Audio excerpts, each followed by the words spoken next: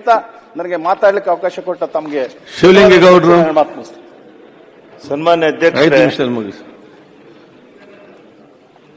ಈ ಉತ್ತರ ಕರ್ನಾಟಕದ ಲೋಪದೋಷಗಳ ಬಗ್ಗೆ ಮತ್ತು ಅಭಿವೃದ್ಧಿ ಬಗ್ಗೆ ಚರ್ಚೆ ಮಾಡೋದಕ್ಕೆ ಈ ಅಧಿವೇಶನದಲ್ಲಿ ಹೆಚ್ಚಿನ ಮಹತ್ವವನ್ನು ಕೊಟ್ಟಿದ್ದೀರಿ.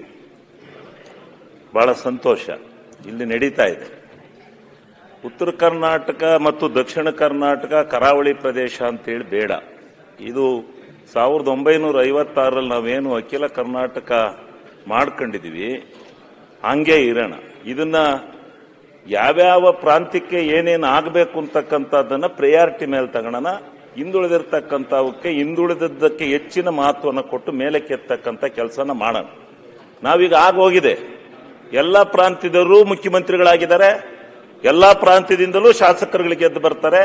ಪ್ರತಿಯೊಬ್ಬರು ಗೆದ್ದು ಬರ್ತಾರೆ. ಅವರದೇ ಆದಂತ ಶಕ್ತಿ ಮೇಲೆ ಯಾರೂ ಏನ್ ಬಿಟ್ಟುಕೊಡೋದಿಲ್ಲ. ಅವರ ಶಕ್ತಿ ಮೇಲೆ ಅವ ಕ್ಷೇತ್ರನ ಅಭಿವೃದ್ಧಿ ಪಡಿಸಲಿಕ್ಕೆ, ತಾಲೂಕು ಜಿಲ್ಲೆಯನ್ನು ಅಭಿವೃದ್ಧಿ ಪಡಿಸಲಿಕ್ಕೆ ಪ್ರಯತ್ನ ಮಾಡೇ ಮಾಡ್ತಾರೆ. ಅದರಲ್ಲಿ ತಾರತಮ್ಯ ಇಲ್ಲ. ಆದ್ರೆ ಇಲ್ಲಿಯ ಸಮಸ್ಯೆಗಳನ್ನೇ ಹೆಚ್ಚಿನ ಮಟ್ಟದಲ್ಲಿ ಚರ್ಚೆ ಆಗಬೇಕು. ಆ ಸಮಸ್ಯೆಗಳಿಗೆ ಪರಿಹಾರ ಕಂಡುಹಿಡಿಬೇಕು ಅಂತಕ್ಕಂಥ ನಿಟ್ಟಿನಲ್ಲಿ ನೀವೇನು ಇಲ್ಲಿ ಬೆಳಗಾಂನಲ್ಲಿ ಅಧಿವೇಶನ ಕರೆದಾಗ ಇದೊಂದು ಪರಿಪಾಠ. ನಾನು 15 ವರ್ಷದಿಂದ 20 ವರ್ಷದಿಂದ ನೋಡ್ತಾ ಇದ್ದೀನಿ. ಸಬ್ಜೆಕ್ಟ್ ಬನ್ನಿ. ಈಗ ಸಬ್ಜೆಕ್ಟ್ ಇದೇ ಸಬ್ಜೆಕ್ಟ್. ಆಮೇಲೆ ಈಗ ಆಗಿರ್ತಕ್ಕಂಥ ಪರಿಸ್ಥಿತಿನಲ್ಲಿ ನೀವು ಕೊಟ್ಟಿದ್ದೀರಿ, ಸಂತೋಷ, ಮಾಡ್ತೀವಿ. ಈಗ ಸಮಸ್ಯೆಗಳಿದೆ. ದಕ್ಷಿಣದಲ್ಲೂ ಇದೆ, ಉತ್ತರದಲ್ಲೂ ಇದೆ, ಕಲ್ಯಾಣ ರಾಜ್ಯದಲ್ಲೂ ಇದೆ. 3 ಕಡೆ ಇದೆ ಸಮಸ್ಯೆಗಳಿಗೇನು ಅಗರ.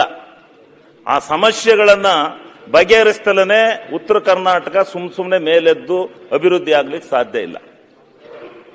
ಒಂದು ರಾಜ್ಯ, ಒಂದು ಪ್ರದೇಶ ಅಭಿವೃದ್ಧಿ ಆಗಬೇಕು ಅಂತ ಅನ್ನೋದಾದ್ರೆ ಮೊದಲನೇ ಪ್ರಾಧಾನ್ಯತೆಯನ್ನ ನೀರಾವರಿಗೆ ಕೊಡಬೇಕು. ನೀರಾವರಿಗೆ ಮೊದಲನೇ ಪ್ರಾಧಾನ್ಯತೆ ಕೊಡಬೇಕು. 2ನೇ ಪ್ರಾಧಾನ್ಯತೆಯನ್ನ ಕೈಗಾರಿಕೆಗೆ ಕೊಡಬೇಕು. 3ನೇದು ಎಲ್ಲವಕ್ಕಿಂತ ಹೆಚ್ಚಾಗಿ ಕೃಷಿಗೆ ಕೊಡಬೇಕು.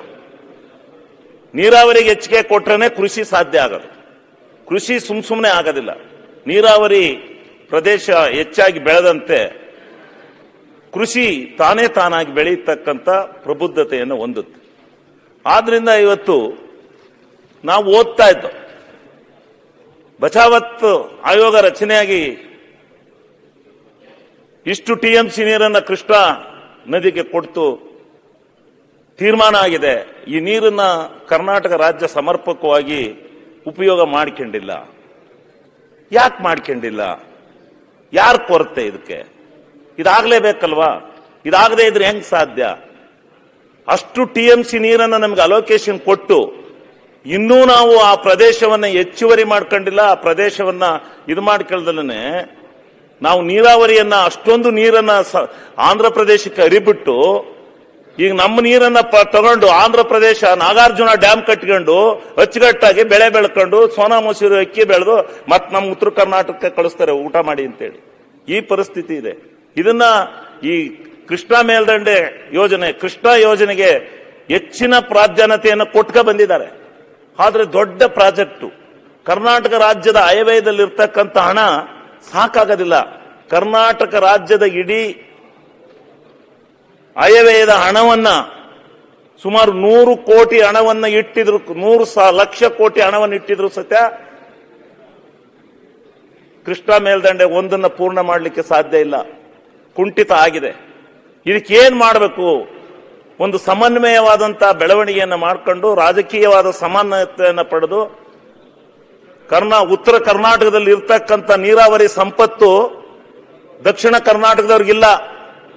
ದಕ್ಷಿಣ ಕರ್ನಾಟಕದವರಿಗೆ ಒಂದೇ ಒಂದು ನಾಲ್ಮಡಿ ಕೃಷ್ಣರಾಜ ಒಡೆಯರು ರಾಜರು ಸಾಲ ಮಾಡಿ ಅವತ್ತೇನ್ KRS ಅನ್ನ ಕಟ್ಟಿದ್ರು, ಕನ್ನಂಬಾಡಿ ಕಟ್ಟನ, ಅದು ಕಟ್ಟದೇ ಇದ್ರೆ ಇವತ್ತು ಕಾವೇರಿ ಬೇಸಿನಿನ ಕತೆ ಏನು ಆಗೋದು ಅನ್ನೋದು ಗೊತ್ತು. ಕಾವೇರಿ ಬೇಸಿನಿನ ಕತೆ ಏನಾಗೋದು, ಆ ಭಾಗದ ಬೆಂಗಳೂರು ಎಲ್ಗೋಗೋದು, ಬೆಂಗಳೂರಲ್ಲಿ ಕುಡಿಯಕ್ಕೆ ನೀರಿರೋದ ಅಂತಕ್ಕಂಥದ್ದನ್ನ ಅರ್ಥ ಮಾಡ್ಕೋಬೇಕಾಗತ್ತೆ.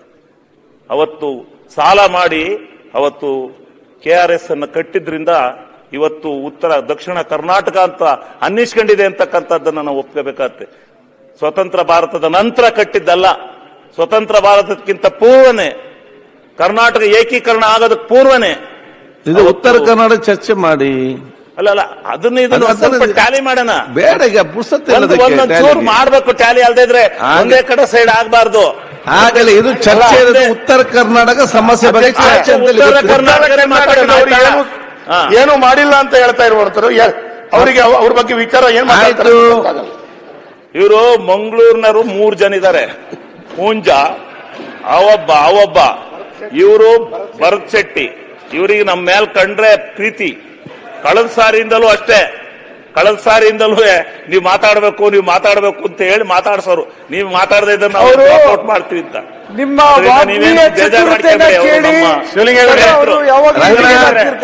ನೀವು ನಿಮ್ ಬಗ್ಗೆ ನಮ್ಮ ಜಿಲ್ಲೆಯವರಿಗೆ ಎಷ್ಟು ಅಪಾರ ಅಭಿಮಾನ ಅಂದ್ರೆ ಬೇರೆ ಟೈಮಲ್ಲಿ ಸೀಟಲ್ಲಿ ಕೂರೋದೇ ಇಲ್ಲ, ನೀವು ಬಂದ್ರೆ ತಕ್ಷಣ ಬಂದು ಕುತ್ಕೊಂಡ್ಬಿಡ್ತಾರೆ. ಅಷ್ಟ ಅಭಿಮಾನ, ಅಭಿಮಾನನೇ ಅವರಿಗೆ. ಮತ್ತೆ ನೀವು ನಮ್ಮ ಎತ್ತಿನ ಹೊಳೆಯಿಂದ ನೀರು ತಗೊಂಡೋಗೋದಲ್ಲ, ಹಂಗಾಗಿ ಸ್ವಲ್ಪ ನಿಮ್ ಬಗ್ಗೆ ಅಭಿಮಾನ ಇದೆ ಅವರಿಗೆ. ಎತ್ತಿನೊಳೆ ತಗೊಂಡೋಗೋದಿಲ್ಲ. ನೀವು ನೇತ್ರಾವತಿ ಕುಮಾರಧಾರನ ಸಮುದ್ರ ಕರಿಬಿಟ್ಟಿದಿರಲ್ಲ, ಅದು ಮೊದಲು ಮಂಗಳೂರು ಜಿಲ್ಲೆ ಕುಡಿಯಕ್ಕೆ. ಉತ್ತರ ಕರ್ನಾಟಕದ ಬಗ್ಗೆ ಚರ್ಚೆ ಮಾಡಿ. ಸರ್ ಒಂದ್ ನಿಮಿಷ ಉತ್ತರ ಕರ್ನಾಟಕ ಬಗ್ಗೆ ಚರ್ಚೆ ಮಾಡಿ. ಓಲೆ ನನಗೆ ಟೈಮ್ ಕೊಡಲ್ಲ. ಓಲೆ ಅಲ್ಲ ಸರ್, ನೇತ್ರಾವತಿ ನೀರು ಹೋಗಿಲ್ಲ ಅಂದ್ರೆ ಬೆಂಗಳೂರಿನಲ್ಲಿ ಮೀನು ತಿನ್ನಕ್ಕಿಲ್ಲ. ಆಯ್ತು ನೋಡೋಣ, ಸುಮ್ಮನೆ. ಇದು ಉತ್ತರ ಕರ್ನಾಟಕ ಸಂಬಂಧಪಟ್ಟ ಸಮಸ್ಯೆ ಚರ್ಚೆ ಮಾಡಿ. ಉತ್ತರ ಕರ್ನಾಟಕದವ್ರ ಕಷ್ಟ ಮಾತಾಡಿ, ಏನಿದೆ ಅಂತ ಬೇಡ, ಅವ್ರಿಗೆ ಗೊತ್ತಿದೆ. ಆದ್ರಿಂದ ಪರಿಸ್ಥಿತಿ ಏನಾಗಿದೆ, ಈ ಉತ್ತರ ಕರ್ನಾಟಕ ಅಭಿವೃದ್ಧಿ ಆಗಬೇಕು. ಅಭಿವೃದ್ಧಿ ಆಗ್ಬೇಕಾದ್ರೆ ನೀರಾವರಿ, ಕಳಸಾ ಬಂಡೂರಿ ಇಂಥ ಅನೇಕ ಸಮಸ್ಯೆಗಳೇನಿದಾವೆ ಅವೆಲ್ಲ ಬಗೆಹರಿಬೇಕು. ಅವೆಲ್ಲ ಪೂರ್ಣ ಪ್ರಮಾಣದಲ್ಲಿ ಯೋಜನೆಗಳು ಜಾರಿ ಬಂದ್ರೆ ರೈತರು ತಾನಾಗಿ ಮುಂದೆ ಬರ್ತಾರೆ. ಮುಂದೆ ಬಂದ ಮೇಲೆ ಉತ್ತರ ಕರ್ನಾಟಕ ಬೆಳವಣಿಗೆ ಆಗುತ್ತೆ, ಉತ್ತರ ಕರ್ನಾಟಕದಲ್ಲಿ ಮುಂದುವರಿತಾರೆ ಅಂತಕ್ಕಂಥದ್ದನ್ನ ನಾವು ಹೇಳ್ಕೋಬಹುದು. ಈಗ 371 ಕೊಟ್ರು, ವಿಶೇಷವಾಗಿ ಕೇಂದ್ರ ಸರ್ಕಾರದಿಂದ ಹಣ ಕೊಡ್ತಾರೆ. ಒಂದು ರಾಜ್ಯದಲ್ಲಿ ಒಂದು ಪ್ರದೇಶನ, ಹಿಂದುಳಿದ ಪ್ರದೇಶನ ಮೇಲಕ್ಕೆ ಎತ್ತಬೇಕು ಅಂತ ಬಂದಾಗ ಆ ರೀತಿ ವಿಶೇಷವಾದಂತ ಸೌಕರ್ಯಗಳನ್ನು ಕೊಡೋದ್ರಲ್ಲಿ ನಮ್ದೇನು ಅಭ್ಯಂತರ ಇಲ್ಲ, ಮಾಡ್ಲಿ. ಅದನ್ನ ಮಾಡಿದರೆ ಕಲ್ಯಾಣ ರಾಜ್ಯಕ್ಕೆ ಇವತ್ತು ಸಾವಿರಾರು ಕೋಟಿ ಹಣವನ್ನ ಕಲ್ಯಾಣ ರಾಜ್ಯಕ್ಕೋಸ್ಕರ ಇವತ್ತು ಆ 7-9 ಜಿಲ್ಲೆಗೆ ಕೊಡ್ತಾ ಇದ್ದಾರೆ. ಕೊಟ್ಟು ಆ ಜಿಲ್ಲೆನ ಅಭಿವೃದ್ಧಿ ಪಡಿಸ್ತಕ್ಕಂಥ ನಿಟ್ಟಿನಲ್ಲಿ ಆಗ್ಲಿ. ಉತ್ತರ ಕರ್ನಾಟಕಕ್ಕೆ ಹಿಂದುಳಿದಿದೆ ಅಂತ ಅನ್ನೋದಾದ್ರೆ ಇಲ್ಲಿಗೂ ಏನಾರ 371 ಪ್ರಕಾರ ಏನಾರು ಕೊಡ್ತೀರಾ ನೋಡಿ. ಇಲ್ಲಿಗೂ ಉಳಿದಿರ್ತಕ್ಕಂಥ ಜಿಲ್ಲೆಗಳಿಗೂ ಏನಾದ್ರು ಕೊಡೋದಾದ್ರೆ ಕೊಡಿ. ನನ್ನ ಮನೆಯಿಂದ ಕೊಡಲ್ಲ, ನೀವು ಕೊಡೋದಾದ್ರೆ ಕೊಡಿ ಅಂತಕ್ಕಂಥದ್ದನ್ನು ಈ ಸಂದರ್ಭದಲ್ಲಿ ಹೇಳಿ. ಇನ್ನೊಂದು, ಉತ್ತರ ಕರ್ನಾಟಕದಲ್ಲಿ ಸಿಕ್ಕಿದಂತ ಖನಿಜ ಸಂಪತ್ತು, ಇರೋಂತ ಒಳ್ಳೆಯ ವಾತಾವರಣ ನಮ್ಮ ದಕ್ಷಿಣ ಕರ್ನಾಟಕದಲ್ಲಿಲ್ಲ. ಯಾಕೆಂದ್ರೆ ಎಂತ ಖನಿಜ ಸಂಪತ್ತು, ಕಬ್ಬಿಣದ ಅದಿರು ಎಲ್ಲಿ ಸಿಕ್ತು ಕರ್ನಾಟಕ ರಾಜ್ಯದಲ್ಲಿ? ಅಂತ ಕಬ್ಬಿಣದ ಅದಿರನ್ನ ತಗೊಂಡೋಗಿ ಚೈನಾ ದೇಶಕ್ಕೆ ನಾವು ಕೊಟ್ಟು ಹೊರತು ಅದರಿಂದ ಸಿದ್ಧ ವಸ್ತುಗಳನ್ನ ಮಾಡ್ತಕ್ಕಂಥ ಕಾರ್ಖಾನೆಗಳನ್ನ ತಯಾರು ಮಾಡ್ತಕ್ಕಂಥ ಕೆಲಸ ನಾವು ಮಾಡಲಿಲ್ಲ. ಉತ್ತರ ಕರ್ನಾಟಕ ಅಭಿವೃದ್ಧಿ ಆಗೋಗೋದು ಅದೊಂದು ವಿಚಾರದಲ್ಲೇನೆ. ಉತ್ತರ ಕರ್ನಾಟಕ ಅದೊಂದು ವಿಚಾರನ ಸರಿಯಾದ ರೀತಿ ಆ ಖನಿಜ ಸಂಪತ್ತನ್ನು ಉಪಯೋಗಿಸಿಕೊಂಡು ಅದನ್ನೇನಾದ್ರೂ ಅಕ್ರಮವಾದಂತ ದೃಷ್ಟಿನಲ್ಲಿ ಅದನ್ನು ನೋಡ್ದಲನೆ ಅದು ನಮ್ಗೆ ಸಿಕ್ಕಿರ್ತಕ್ಕಂಥ ಒಂದು ವರ, ಆ ವರವನ್ನ ನಾವು ಸರಿಯಾಗಿ ಬಳಸ್ಕೊಂಡು ಈ ರಾಜ್ಯ ಈ ಭಾಗವನ್ನ ನಾವು ಈ ಉತ್ತರ ಕರ್ನಾಟಕವನ್ನು ಮೇಲೆ ಕೆತ್ಕೋಬೇಕು ಅಂತಕ್ಕಂಥ ಭಾವನೆ ಇದ್ದಿದ್ರೆ ಬಹುಶಃ ಅದೊಂದು ಕಬ್ಬಿಣದ ಅದಿರಿನ ಕಾರ್ಖಾನೆಗಳನ್ನ ತೆರೆಯುವುದರ ಮುಖಾಂತರನೇ ಈ ರಾಜ್ಯದಲ್ಲಿ ಉತ್ತರ ಕರ್ನಾಟಕ ಮೇಲಕ್ಕೆ ಬರ್ತಾ ಇತ್ತು, ಕೈಗಾರಿಕೆನಲ್ಲಿ ಮೇಲಕ್ಕೆ ಬರ್ತಾ ಇತ್ತು ಅಂತಕ್ಕಂಥದ್ದನ್ನು ಅರ್ಥ ಮಾಡ್ಕೋಬೇಕಾಗುತ್ತೆ. ಅದೇನಾಯ್ತು, ಹೆಂಗಾಯ್ತು, ಅದೇನೇನಾಯ್ತು ಅಂತ ಚರ್ಚೆ ಮಾಡಕ್ ಹೋಗೋದು ಬೇಡ ಈ ಸದನದಲ್ಲಿ. ಆ ರೀತಿ ಅಂತ ಸಂಪತ್ತು ಮತ್ತಾರಿಗೂ ಸಿಗೋದಿಲ್ಲ. ಅಂತ ಸಂಪತ್ತು ಸಿಕ್ತು, ಆ ಸಂಪತ್ತು ಹಾಳಾಗೋಯ್ತು, ಅದೆಲ್ಲೋ ಬೇರೆ ಕಡೆಗೆ ಹೋಯ್ತು. ಆ ಸಂಪತ್ತು ಇವತ್ತಿಲ್ಲ. ಆದ್ರಿಂದ ನಾವು ಅವೆಲ್ಲನೂ ಯೋಚನೆ ಮಾಡ್ಬೇಕಲ್ಲ. ಅವು ಯೋಚನೆ ಮಾಡದಲ್ಲೇ ನಾವು ಬೇರೆ ಬೇರೆ ರೀತಿಯಲ್ಲಿ ಯೋಚನೆ ಮಾಡಿದ್ರೆ ಆಗೋದಿಲ್ಲ. ಇವತ್ತು ಕಬ್ಬು ಕಡಿಮೆ ಒಂದು ವ್ಯವಸಾಯ ಅಲ್ಲ, ಇದು ಬರೀ ವ್ಯವಸಾಯ ಅಂತ ಕರಿಬೇಡಿ. ರೈತನ ನಿಜವಾಗ್ಲೂ ಆರ್ಥಿಕ ಚೈತನ್ಯಕ್ಕೆ ಇರ್ತಕ್ಕಂಥ ಒಂದು ದೊಡ್ಡ ಪವಾಡ ಇದು. ಅದರಿಂದ ಏನೇನಾಗುತ್ತೆ ಆ ಕಬ್ಬಿನಿಂದ. ಇವತ್ತು ಉತ್ತರ ಕರ್ನಾಟಕ ಏನಾದ್ರೂ ಇನ್ನೂ ಜೀವಂತವಾಗಿ ಇದೆ ಇಲ್ಲಿ ಅಂತ ಅಂದ್ರೆ ಇದು ಮಹತ್ತರವಾದಂತ ಸ್ಥಾನ ಪಡ್ಕೊಂಡು ಜನ ನೆಮ್ಮದಿಯಿಂದ ಇದ್ದಾರೆ ಸ್ವಲ್ಪ ಅಂತಂದ್ರೆ ಇದೊಂದು ವಾಣಿಜ್ಯ ಬೆಳೆ ಆಗಿ ವಾಣಿಜ್ಯ ವ್ಯವಸ್ಥೆ ಆಗಿ ಇವತ್ತು ಉತ್ತರ ಕರ್ನಾಟಕದಲ್ಲಿ ಇದೊಂದು ವಸ್ತು ಆಗಿದೆ. ಇದೊಂದು ಕಾರ್ಖಾನೆಯ ರೂಪದಲ್ಲಿ, ಯೋಜನೆಯ ರೂಪದಲ್ಲಿ ಮುಂದೆ ಬಂದಿದೆ. ಇದನ್ನ ಸರಿಯಾದ ರೀತಿ ಇನ್ನೂ ಕೆಲವಷ್ಟು ಲೋಪದೋಷಗಳಿದಾವೆ. ಆ ಲೋಪದೋಷಗಳನ್ನ ಉತ್ತರ ಕರ್ನಾಟಕದಲ್ಲಿ ಸರಿಪಡಿಸಿಕೊಂಡು ಈ ಮಾಫಿಯಾನ ಕಡಿಮೆ ಮಾಡಿಕೊಂಡು ಉತ್ತಮವಾದಂತ ರೀತಿಯಲ್ಲಿ ಸಮಗ್ರವಾಗಿ ಎಲ್ಲ ಜನರಿಗೆ, ಸರ್ವ ಜನರ ಬಾಳು ಒಂದಾಗಬೇಕು ಅಂತಕ್ಕಂಥ ಚಿಂತನೆಯನ್ನ ಮಾಡಿಸಿ ಬಡವ ಬಲ್ಲಿಗ ಅಂತಕ್ಕಂಥ ಭಾವನೆಯನ್ನ ಕಿತ್ತೊಗೆದು ಅಲ್ಲಿರ್ತಕ್ಕಂಥ ಜಡತ್ವವನ್ನ ತೆಗೆದುಹಾಕಿ ಅದೊಂದು ಸಾರ್ವಜನಿಕವಾದ ಉದ್ಯಮಿ ಅಂತಕ್ಕಂಥ ಭಾವನೆಯನ್ನ ಮೂಡಿಸಿದ್ದೆ ಆದ್ರೆ ಅದು ಒಂದರಲ್ಲೇ ಉತ್ತರ ಕರ್ನಾಟಕ ಮೇಲಕ್ಕೆ ಬರಲಿಕ್ಕೆ ಸಾಧ್ಯತೆ ಇದೆ ಅಂತಕ್ಕಂಥ ಮಾತನ್ನ ನಾನು ಈ ಸಂದರ್ಭದಲ್ಲಿ ಹೇಳಲಿಕ್ಕೆ ಬಯಸ್ತೇನೆ. ಇಂಥ ನೂರಾರು ಉತ್ತರ ಕರ್ನಾಟಕ ಯಾತಕ್ಕೆ ಸ್ವಲ್ಪ ಹಿಂದುಳಿದಿರ್ತಕ್ಕಂಥ ಮಹತ್ವವನ್ನು ಹೊಂದಿದೆ ಅಂದ್ರೆ ಯಾವ್ಯಾವ ದೃಷ್ಟಿಗಳಿಂದ ಇವತ್ತು ಇಲ್ಲಿ ಇರ್ತಕ್ಕಂಥ ವ್ಯವಸ್ಥೆನ ನಾವು ಸರಿಪಡಿಸಿಕೊಳ್ಳದೆ ಹೋದ್ರೆ ಯಾವ ರೀತಿ ಉತ್ತರ ಕರ್ನಾಟಕ ಮುಂದೆ ಬರುತ್ತೆ. ನಂಜುಂಡಪ್ಪ ವರದಿಯನ್ನು ತಂದ್ರು, ಹಿಂದುಳಿದ ವರ್ಗದ ತಾಲೂಕುಗಳಿಗೋಸ್ಕರನೇ ವಿಶೇಷವಾದಂತ ಅನುದಾನವನ್ನು ಕೊಡಬೇಕು ಅಂತಕ್ಕಂಥ ರೂಪದಲ್ಲಿ ಉತ್ತರ ಕರ್ನಾಟಕದ ಎಲ್ಲ ಭಾಗವನ್ನು ಸೇರಿಸಿಕೊಟ್ರು. ನಂಜುಂಡಪ್ಪ ವರದಿನಲ್ಲಿ ಎಷ್ಟು ವರ್ಷಗಳಿಂದ ವಿಶೇಷ ಅನುದಾನವನ್ನು ಕೊಟ್ರು. ಅವೆಲ್ಲ ಉತ್ತರ ಕರ್ನಾಟಕವನ್ನು ಮುಂದುವರಿಸತಕ್ಕಂಥ ಭಾಗ ಅಲ್ವಾ? ಆ ರೀತಿ ಭಾಗವಾಗಿ ಮುಂದುವರಿಸಿಲ್ವಾ ಉತ್ತರ ಕರ್ನಾಟಕನ? ಯಾವ ಉತ್ತರ ಕರ್ನಾಟಕದ ಬಗ್ಗೆ ಅತಿ ಹೆಚ್ಚಿನ ಇವತ್ತು ನಾನು ಸುಮಾರು 15 ಬಜೆಟ್ ಅನ್ನ ವಿಧಾನಸಭೆಯಲ್ಲಿ ಕೂತು ನೋಡಿದ್ದೇನೆ. ಕೃಷ್ಣಾ ಮೇಲ್ದಂಡೆ ಯೋಜನೆಗೆ, ಈ ಭಾಗದ ನೀರಾವರಿಗಳಿಗೆ ಎಷ್ಟು ಹಣ, 20,000 ಕೋಟಿ 15,000 ಕೋಟಿ ಕೊಟ್ಟಿದ್ದಾರೆ. ಆದ್ರೆ ಅದು ಯೋಜನೆ ದೊಡ್ಡದು. ಆ 20,000 ಕೋಟಿ ಸಾಲದಿಲ್ಲ. ಕರ್ನಾಟಕ ರಾಜ್ಯದ ಹೆಚ್ಚಿನ ಆರ್ಥಿಕ ಸಂಕಷ್ಟದಲ್ಲಿರೋದ್ರಿಂದ ಆರ್ಥಿಕವಾಗಿ ಹೆಚ್ಚಿನ ಇವತ್ತು ಹೇಳ್ತಾರೆ ಸಚಿವರು ಇಲ್ಲೇ ಬಂದ್ರು. ಉತ್ತರ ಕರ್ನಾಟಕದ ಯೋಜನೆಯಲ್ಲಿ 1 ಲಕ್ಷ ಕೋಟಿ ಇವತ್ತು ಆ ಯೋಜನೆಗೆ ಖರ್ಚು ಮಾಡಿ ಹಣವನ್ನು ಕೊಟ್ಟಿಲ್ಲ. ಆ ಹಣನ ತೀರಿಸತಕ್ಕಂಥ ಜವಾಬ್ದಾರಿ ಇವತ್ತು ಈ ಸಚಿವರ ಮೇಲೆ ಬಂದಿದೆ, ಈಗ ಇರ್ತಕ್ಕಂಥ ಸರ್ಕಾರದ ಮೇಲೆ ಬಂದಿದೆ. ಇಂಥ ರೀತಿಯಲ್ಲಿ ನಡೀತಾ ಇದೆ. ಇಂಥ ಪರಿಸ್ಥಿತಿನಲ್ಲಿ ನಾವೇನು ಉತ್ತರ ಕರ್ನಾಟಕದ ವೈರಿಗಳಲ್ಲ. ಉತ್ತರ ಕರ್ನಾಟಕವು ಏಕೀಕರಣ ರಾಜ್ಯ ಆದ್ಮೇಲೆ ನಾವು ಅಖಂಡ ಕರ್ನಾಟಕವನ್ನ ಮಾಡಲೇಬೇಕು. ಅಖಂಡ ಕರ್ನಾಟಕ ಅಭಿವೃದ್ಧಿ ಆಗಲೇಬೇಕು.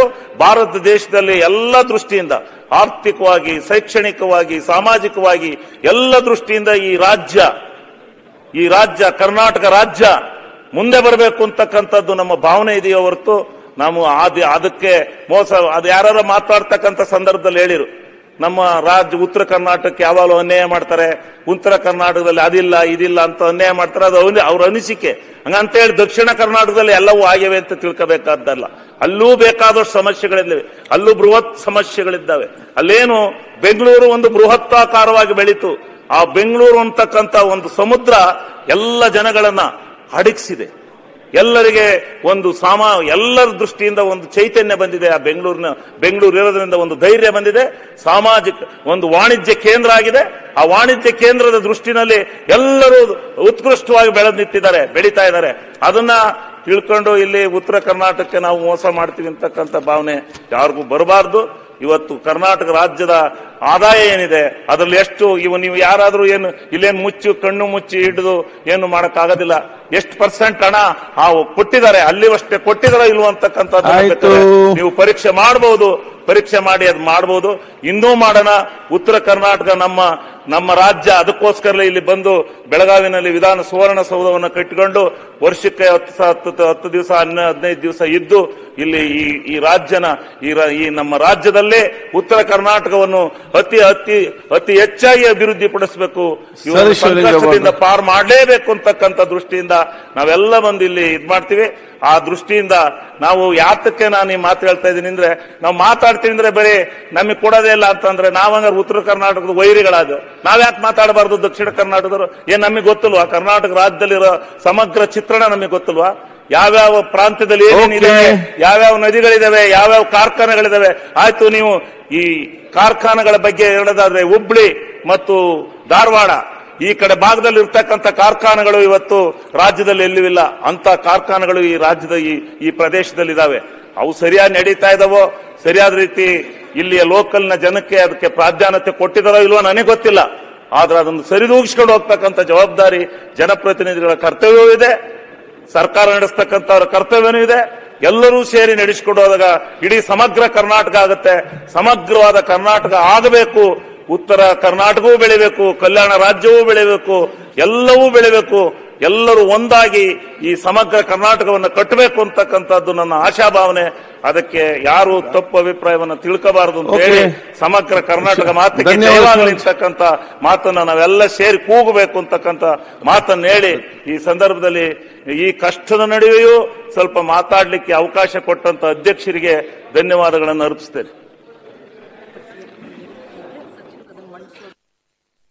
ಒಂದು ಪ್ರಕಟಣೆ, ಒಂದು ಪಕ್ಕ ಕೂತ್ಕೊಳ್ಳಿ. ಅಲ್ಲ, ಪೂರಕ ಕಾರ್ಯಕಲಾಪ ಒಂದು ಪಟ್ಟಿದೆ, ಅದರಲ್ಲಿ ಬಹುಶಃ ನಮ್ಮ